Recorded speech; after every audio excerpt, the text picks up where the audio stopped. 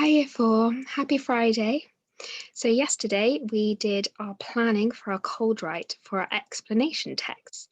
And today I'm just going to give you some top tips for writing them. If you get your plans out, that'd be really great. And while I go through this PowerPoint, you can check that you've got everything you need for a great explanation text. So the purpose of an explanation text is to tell us how something works or give us information about something. For the structure, we start with a general statement to introduce the topic of explanation. So you tell us what you're about to explain. For example, there are lots of things we can do to stay healthy to keep illnesses away. This is then followed by a series of logical steps explaining how or why something occurs. For example, the best drinks for staying healthy are water and milk. Fruit juices can be good for us, but they can have a lot of sugar in them. Fizzy drinks are not good for us at all. You would continue writing and explaining your steps until the final state is produced or the explanation is complete. There are some key features of an explanation text that we need to make sure that you have in your writing. So in your plan, make sure you have these features. Explanations are written in the present tense. So for example, many birds fly south instead of many birds flew south. So you need to make sure that you're writing as if it's happening now.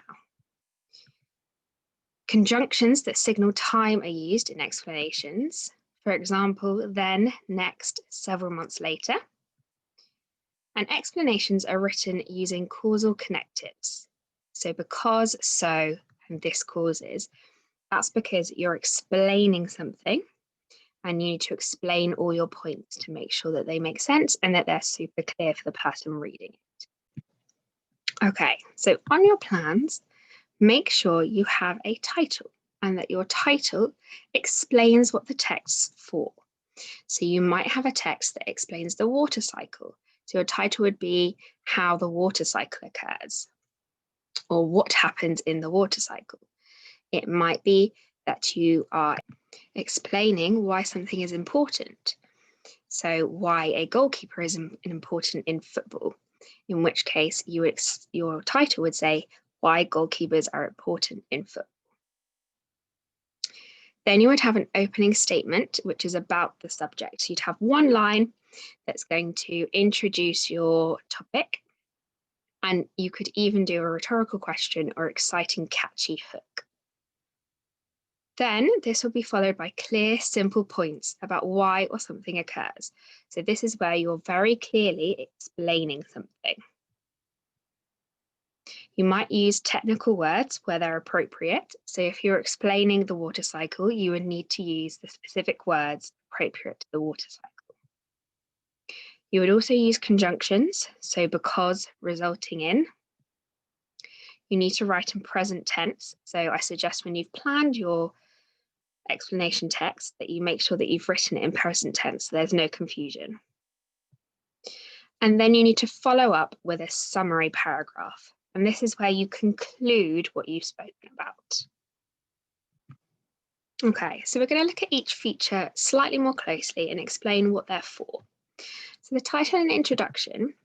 Here it might be clever to decide whether you want to use diagrams, charts, illustrations, or flowcharts to help you explain. So for the example of the water cycle, you might want to draw the water cycle to help you explain what's happening. You need to use a clear title that indicates what you are writing about. Using how or why in a title helps, so how the water cycle happens. Use the first paragraph to introduce the subject to the reader.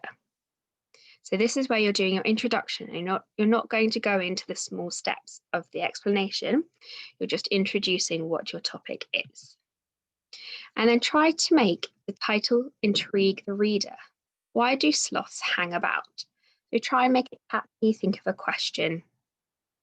You could put some alliteration in or another writing tool that you think is really interesting to make the reader read your text.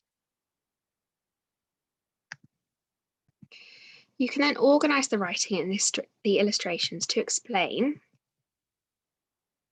what you need, how it works, why it works, when and where it works, what it is used for, and add in extra interesting information. You could interest the reader with an exclamation or a question. Beware, the whirlwinds can kill. Did you know? And then you can put in a did you know fact. Interest the reader by using key phrases such as strange as it may seem, or not many people know that. And that way you're hooking in the reader into your explanation and making it more interesting. When it comes to your ending, finish by drawing all the ideas together in a concluding paragraph. This is where you summarize what you've written. So you think about everything you've explained and try and summarize it in a couple of sentences. Reread the explanation, pretending that you know nothing about the subject, and check if it makes sense. Relate the ending to the reader, and if specialized terminology is used, add a glossary at the end. So a glossary is where you explain what each of those words mean. So here is an example of an explanation text about how the water cycle works. So have a pause of the video and just read this explanation text and see if it helps you.